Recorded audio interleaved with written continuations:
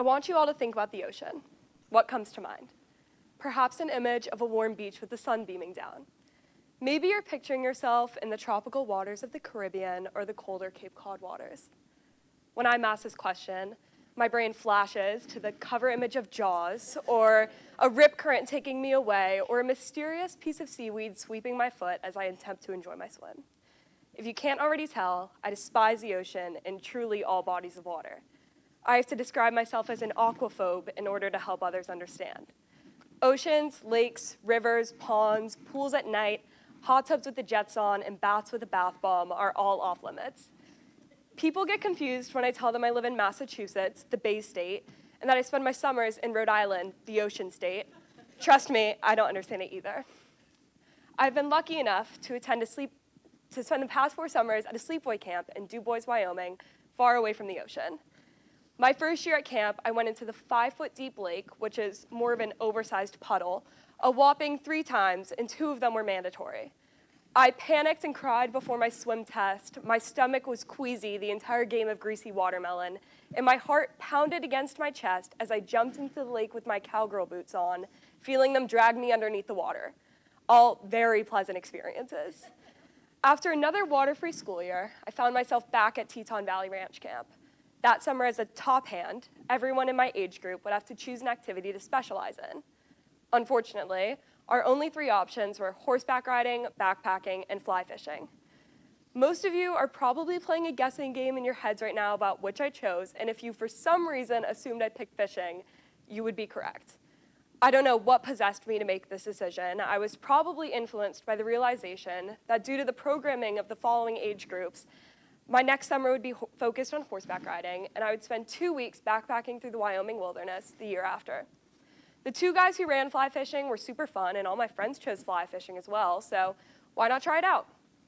Well, sooner rather than later, I actually had to go fishing. We took a van to a nearby lake and then assembled our rods. I watched as my friends effortlessly stepped into the knee-deep water and started casting their lines. I paced around the lake for a solid 10 minutes and found a log I could stand on. I cast my line a few times and started to feel at peace. For the first time in a while, I looked out at the lake and viewed it as a place of serenity. I love seeing the fly tap the still water and create ripples. This moment of calm came to an abrupt end as my rubber Crocs slid against the slippery log, moss-covered slippery log, and I fell into the water. I panicked and pulled myself out of the 2 feet deep lake, where I begged one of the counselors to swim out and grab my trap fly. That was when I realized it's very easy for us to create loopholes and shortcuts around discomfort, but once something pushes us out of our comfort zone, it's back to square one, and our fears escalate even more. Let's be honest, it's easy to hide from our fears in such a high-tech world. In this day and age, we have trigger warnings, algorithms, and labels that cater only to what we want to see and actively deter us from what we don't want to see. However, staying inside and hiding behind a screen doesn't get rid of our fears, and it certainly doesn't fix them. It also devalues our lives and the experiences we could gain if we didn't let our fears dictate our actions. Exposure is the only way to get over, or at least manage our fears, because the more you face them, the easier it becomes to maintain control when put in a situation with them. And eventually, you may even start to enjoy what you once feared. Unfortunately, after falling into the water, the last thing I wanted to do was further expose myself to the treacherous lake. I understood that my fear was irrational and that the lake was perfectly safe, but the voice in the back of my head kept saying, no, this is dangerous. Instead, I chose to take some time away until I regained my confidence. After about 30 minutes, one of the fly fishing pros told us we'd only have another half hour before we'd go back to camp. With the pressure of knowing this was something I'd have to be a specialist in by the end of summer, I forced myself back into the water. I mean, come on, how was I supposed to become a fishing specialist if I couldn't even face the water? Giving myself the time out of water helped me come to my senses. There were 4 adult staff members around me, and the only marine life in the lake was trout, which would not attack me. My Crocs were also bright red, so I could easily see the bottom of the lake through all the muck. Taking a moment away from our fear when working to face it is necessary to the process of becoming comfortable with your fear because it allows you to reflect on how silly your fears can be. With that, I went back into the water for 15 minutes and allowed my ankles to submerge, this time without the help of the log. Throughout the summer, I continued practicing little exposures while still giving myself time away from the water when necessary. I constantly reminded myself that anxiety wouldn't help me, and I combated that negative self-talk by reminding myself that I was capable of facing my fears. Let's be real. If toddlers could swim in open bodies of water and survive, I could too. Heck, I was that toddler. It wasn't until I learned about and faced the risks of water, such as drowning or being eaten by something much larger than me, that I started to develop aquaphobia.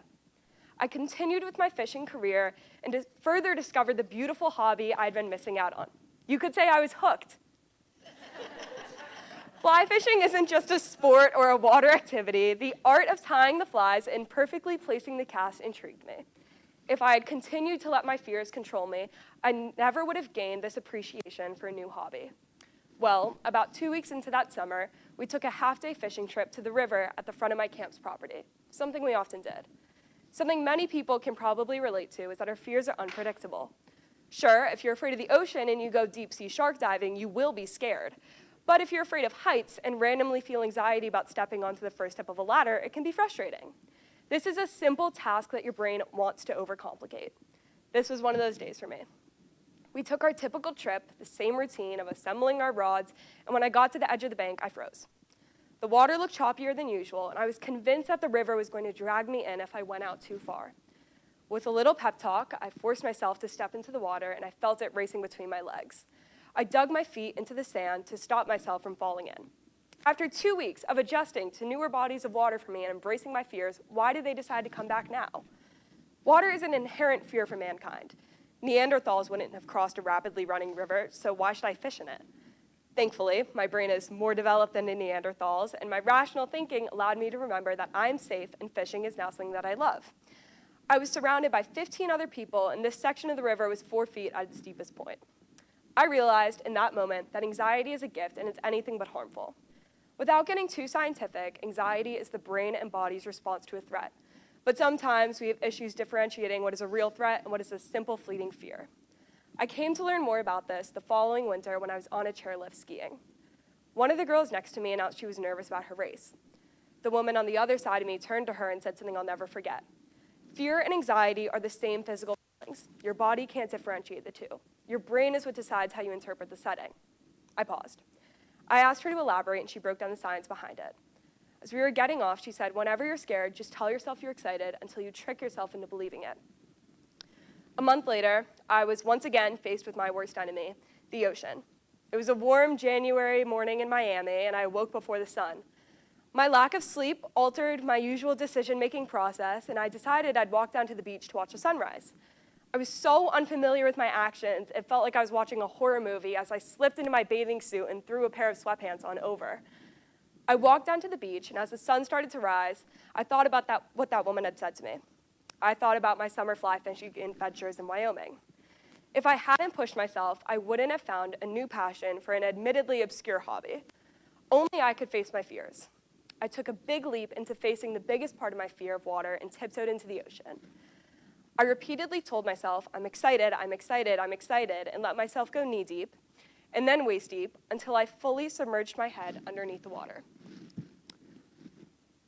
I still don't love the ocean, and I won't go in it often, but the fact I was able to go in that morning in Florida is a win for me.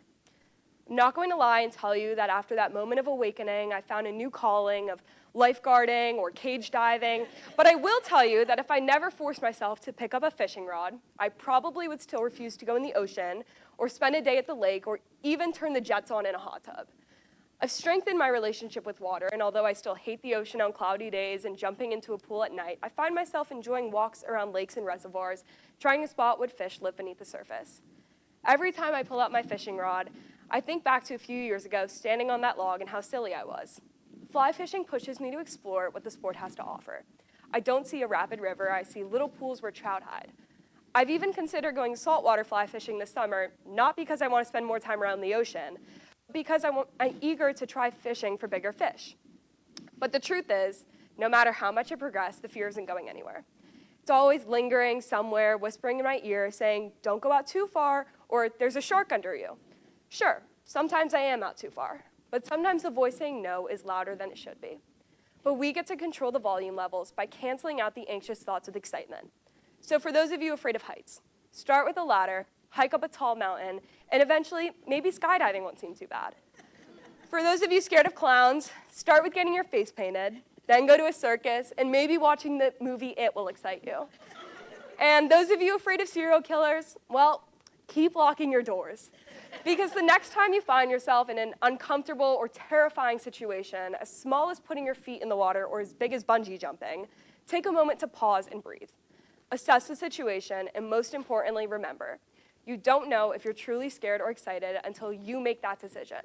So tell yourself you're excited, because believing you're excited is the first step toward becoming more brave and confident when facing the world around you. Thank you.